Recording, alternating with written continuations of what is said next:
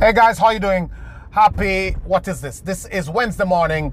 Welcome to the Academy Answers podcast. Thanks for joining us. Thanks for listening in. And this is a podcast where we talk about happiness, success, and full potential.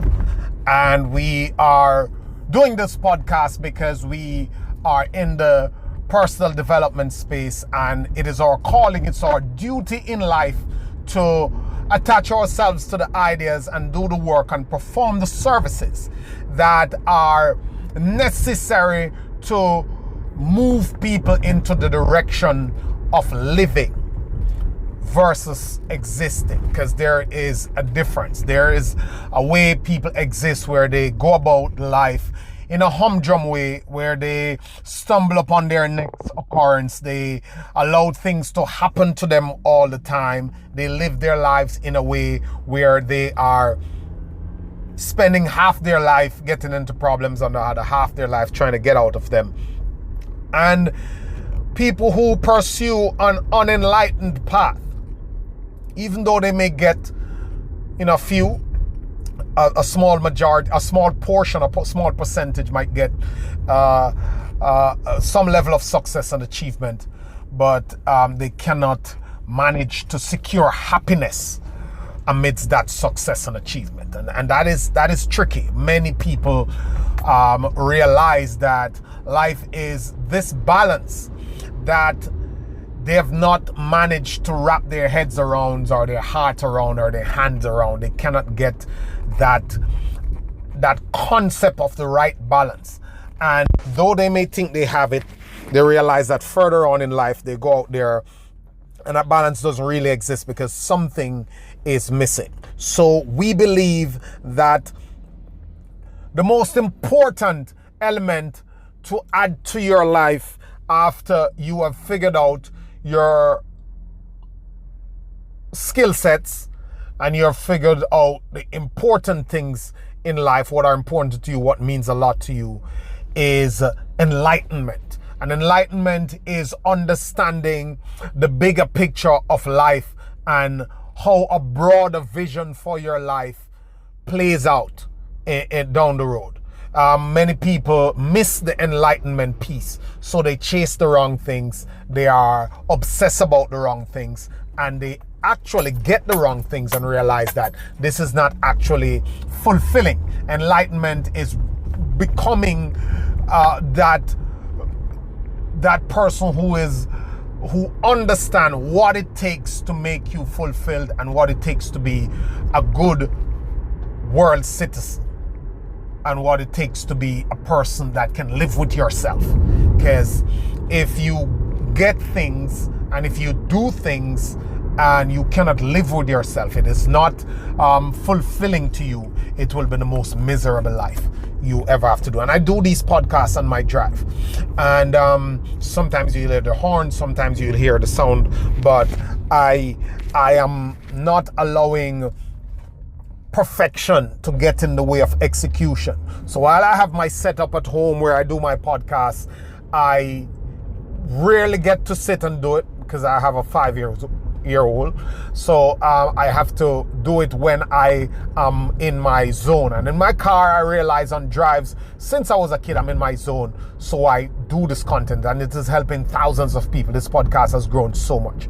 So I continue to do this work, share it on social media, and I continue to try to get people to understand what I've learned from experience and from my studies, impact the human life in a positive way and move people forward and move people from unmotivated and indisciplined and being stuck and financially depressed to a life of abundance, a life of happiness, a life of growth, and a life of meaningful service.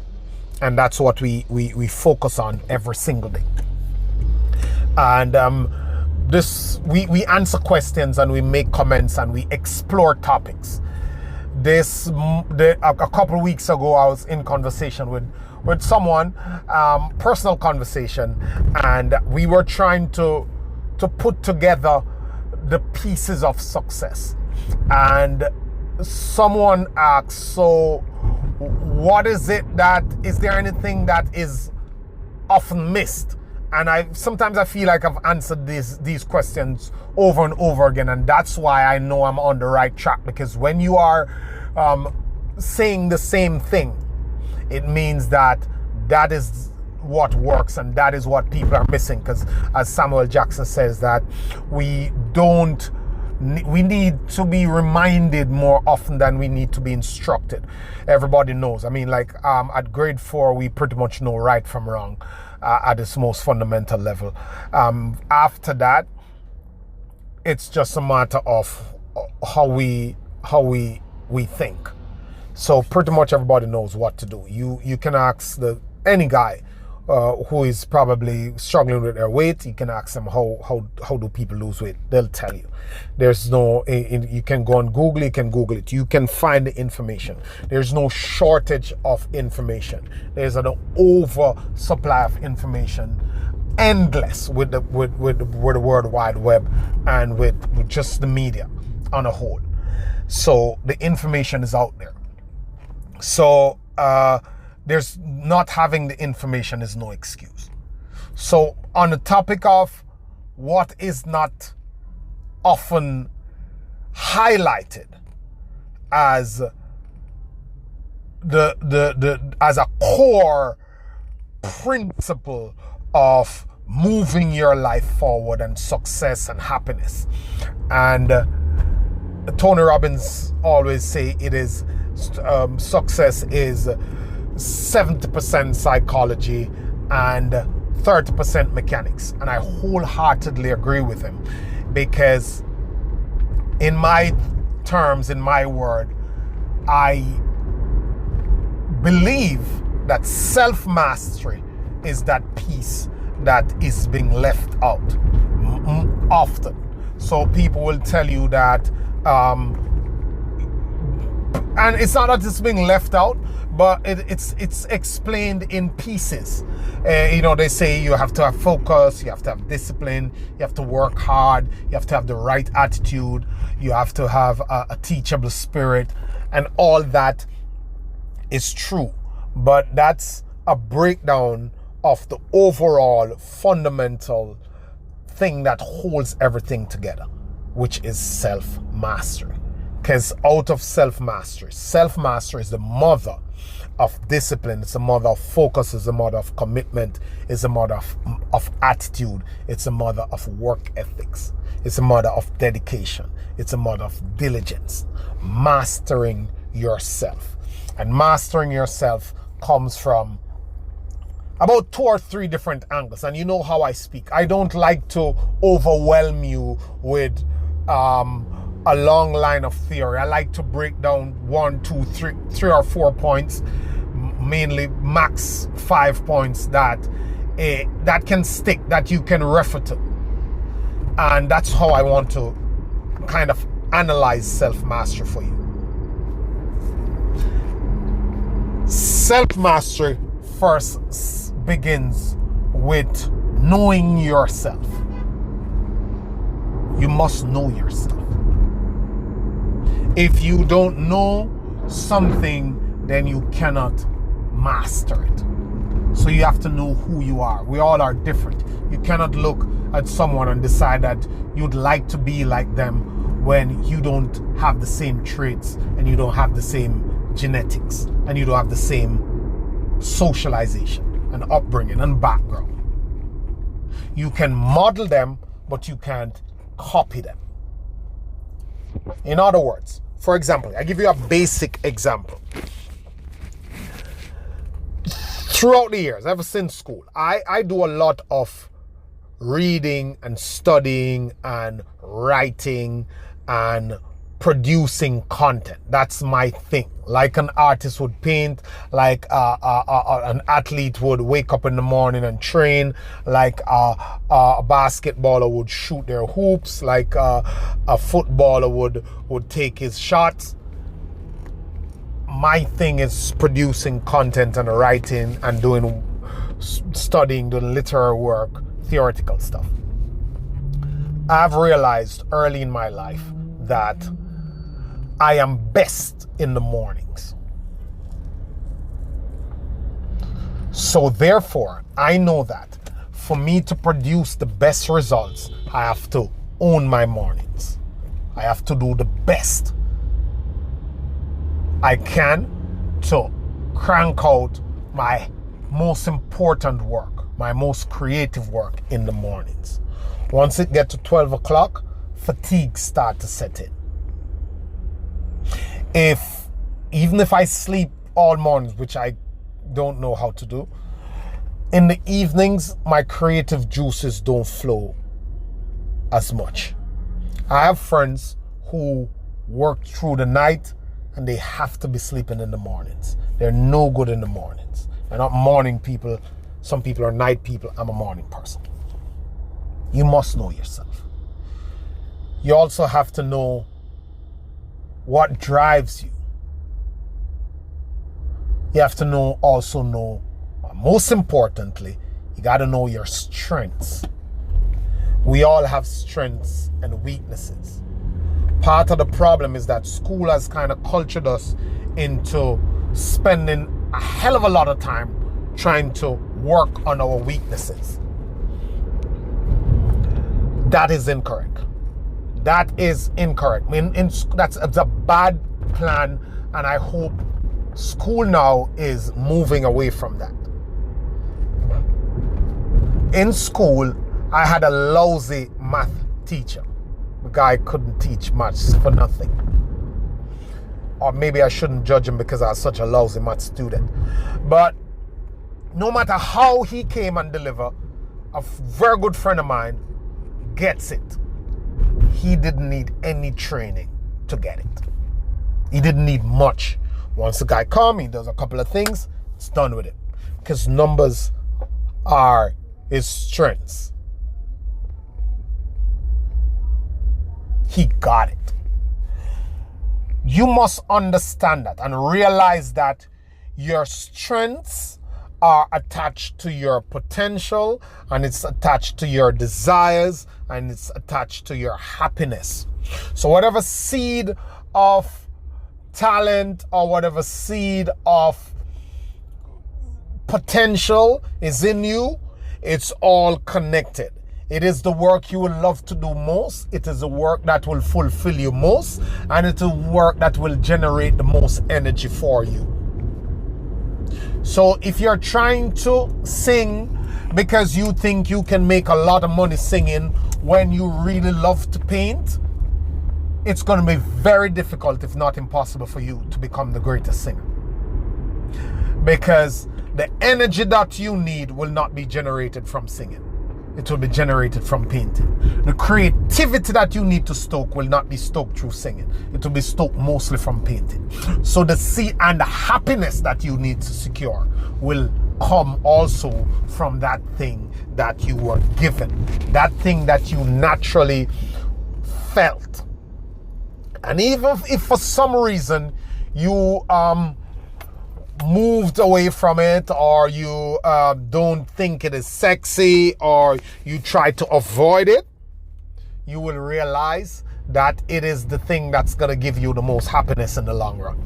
And you may well end up doing it in your older years, or admiring it, or spend your time being around it. You must be true to yourself. And the beautiful thing, though, is that in these times that we're living, there's no point in being delusional about what you like and what you don't like and what is sexy, because anything you're doing in today's day and age can get you the lifestyle that you admire. Because a lot of times I keep saying this, a lot of times we admire LeBron and all these stars and Bolts and the Kobe's, and we admire them and we would like their life, but we don't want their profession. We don't want their profession. We like to see them do it. It entertains us, but that's not what we want. We like their lifestyle.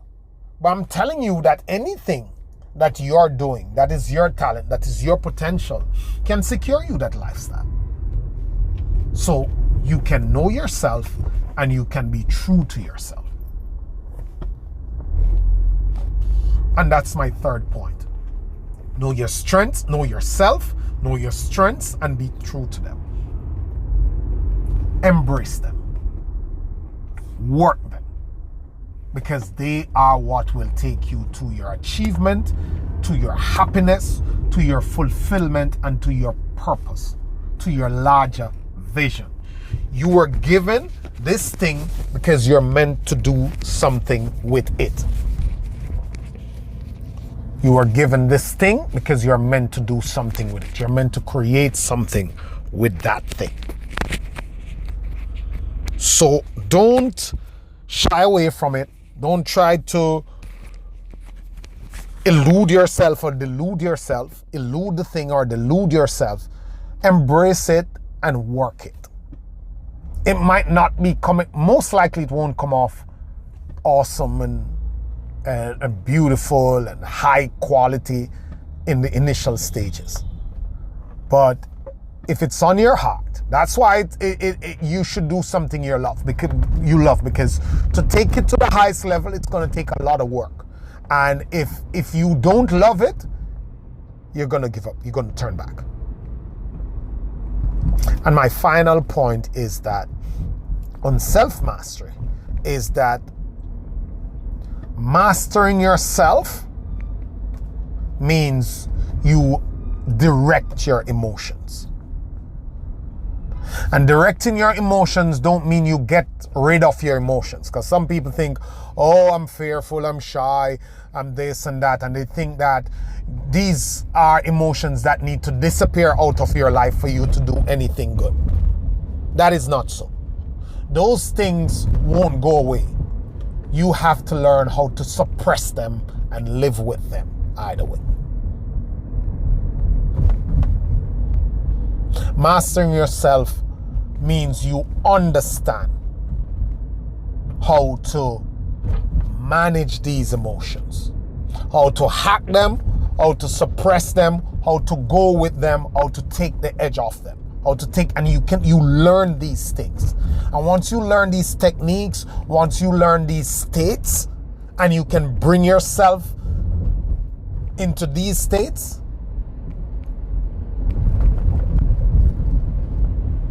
then you are able to achieve self-mastery. And remember, as I've said before, self-mastery is the mother of all the other success traits that has to do with the human character. The discipline, the work ethics, the attitude, the commitment, the dedication, the perseverance. It's mastering yourself that these things come from, because these are internal.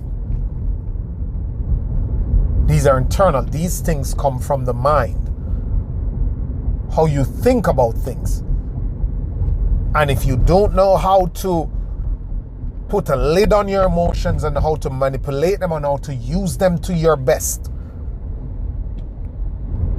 benefit, then there's no success. There's no great achievement. There's no fulfilling or reaching to high levels. Thank you guys. Always a pleasure. Thanks for listening. See you on the next podcast. Have a good day.